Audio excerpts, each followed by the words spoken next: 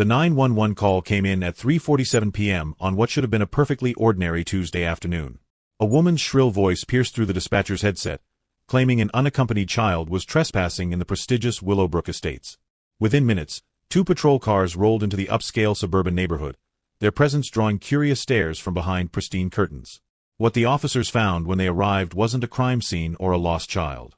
Instead, they discovered a 7-year-old girl drawing chalk flowers on her own driveway while a red-faced woman in designer athleisure gear pointed and shouted demands for immediate arrest.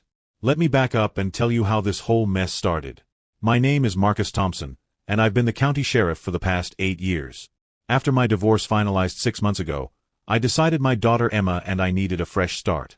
Willowbrook Estates seemed perfect with its tree-lined streets, good schools, and family-friendly atmosphere. What I didn't know was that the neighborhood came with its own self-appointed dictator in the form of Patricia, call me Patty Hastings, the HOA president who would soon earn the title of the most notorious Karen in county history. That Tuesday started like any other. Emma and I were still settling into our new place, and I'd taken a rare day off to unpack boxes and set up her room. Around 3:30, she asked if she could go outside to play while I assembled her new bookshelf. I watched from the window as she grabbed her sidewalk chalk and skipped down to our driveway, her ponytail bouncing with each step. She was drawing what looked like a garden of multicolored flowers when I heard the sharp clicking of heels on pavement. Patricia Hastings marched across our lawn like she was leading an invasion. At 52 years old, she carried herself with the authority of someone who'd never been told no. Her blonde hair was pulled back so tight it gave her a permanent look of surprise, and her perfectly manicured nails pointed accusingly at my daughter. I couldn't hear the conversation from inside, but I saw Emma's confused face as Patricia towered over her, hands on hips, mouth moving rapidly. By the time I reached the front door, Patricia was already pulling out her phone. Emma ran to me with tears forming in her eyes. She said in a trembling voice that the mean lady told her she wasn't allowed to play here and that she was calling the police. I assured Emma everything would be fine and told her to keep drawing while I handled this. Patricia was pacing our sidewalk, speaking loudly into her phone about suspicious activity and an unsupervised minor. I approached her calmly and introduced myself as Emma's father and the new homeowner. Patricia barely glanced at me before declaring that she didn't care who I claimed to be. She said with a haughty tone that children weren't permitted to play unsupervised in common areas according to HOA Bylaws Section 12.4. When I pointed out that Emma was on our own property, she scoffed and said she'd need to see proof of ownership and proper HOA registration before she'd believe anything I said. The situation escalated when Patricia started taking photos of Emma without my permission. I firmly told her to stop, but she waved me off and said she was documenting the violation for the HOA board and the authorities. She then informed me with a triumphant smile that the police were already on their way and I'd better have my documents ready. I almost laughed at the irony but decided to let this play out. 2 patrol cars pulled up within minutes, and I recognized Deputy Rodriguez and Deputy Chen immediately. They'd both worked under me for years. They approached with professional caution, clearly trying to assess the situation. Patricia rushed toward them, practically shouting about trespassing and negligent parenting. She pointed dramatically at Emma, who was still quietly drawing flowers, and demanded they remove the child immediately. Deputy Rodriguez's eyes found mine, and I saw the exact moment recognition dawned. His hand, which had been resting on his duty belt, relaxed. Deputy Chen followed his partner's gaze and did a subtle double-take. I reached into my pocket and pulled out my badge, holding it casually but visibly. Patricia was still ranting about property values and safety concerns when Rodriguez cleared his throat and said in a measured tone that they needed to speak with all parties involved. Patricia's demeanor shifted to smugness as she assumed the officers were taking her seriously. She launched into a rehearsed speech about maintaining neighborhood standards and her duties as HOA president.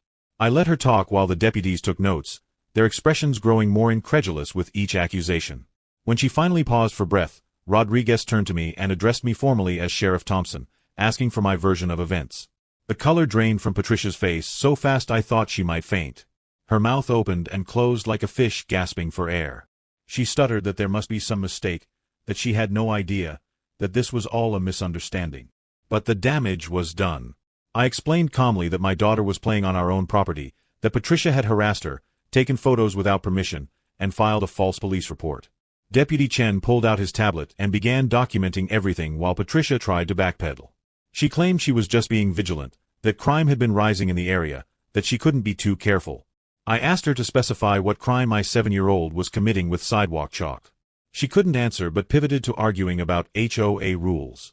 I informed her that I'd read every page of the HOA agreement before purchasing the home, and there was no rule against children playing on their own driveways.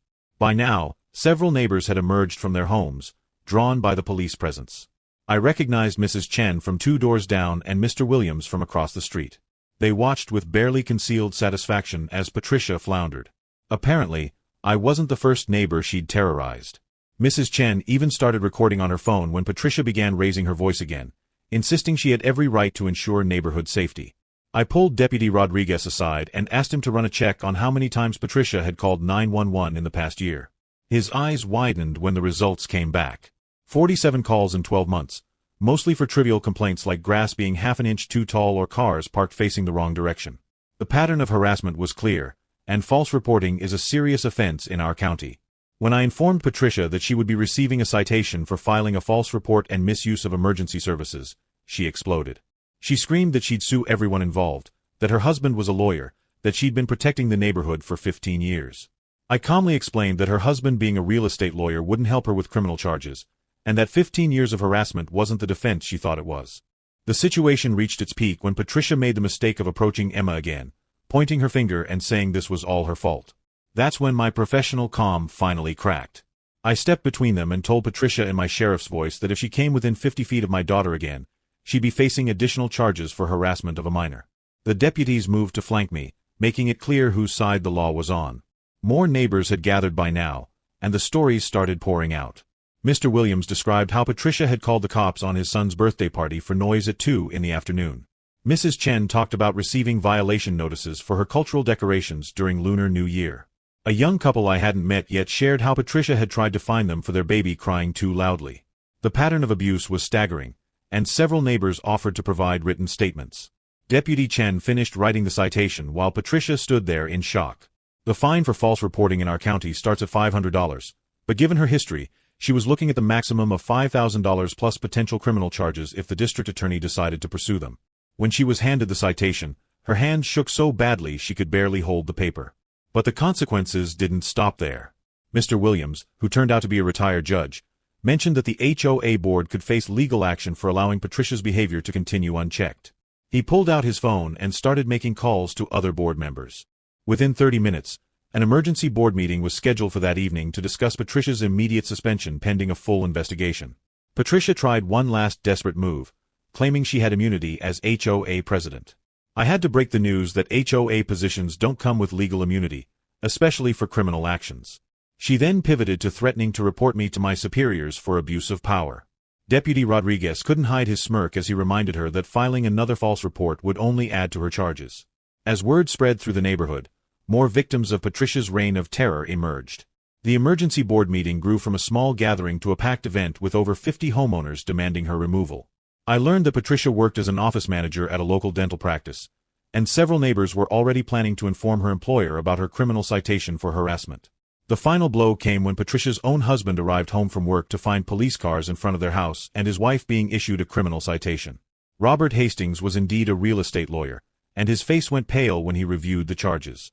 He immediately began apologizing to everyone present and promised his wife would no longer be involved in any HOA activities. By 6 o'clock that evening, Patricia Patty Hastings was officially suspended from her position as HOA president pending a formal vote for permanent removal. The emergency meeting was held on the Williamses' front lawn since Patricia had keys to the usual meeting space. The vote was unanimous with 43 votes for removal and 0 against. Even her usual allies abandoned her when faced with potential legal liability.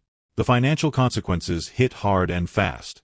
Beyond the $5,000 fine for false reporting, Patricia faced legal fees that her husband estimated would reach $15,000 if any neighbors pursued civil action. 3 families filed restraining orders within the week. Her employer, after receiving multiple calls about her behavior, placed her on administrative leave pending an investigation into whether her actions reflected poorly on their practice.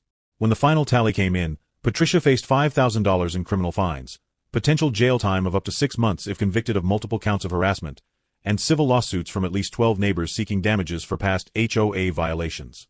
The judge at her arraignment, who happened to be a colleague of Mr. Williams, set bail at $10,000 and ordered her to have no contact with any of the complaining witnesses, effectively barring her from most of the neighborhood.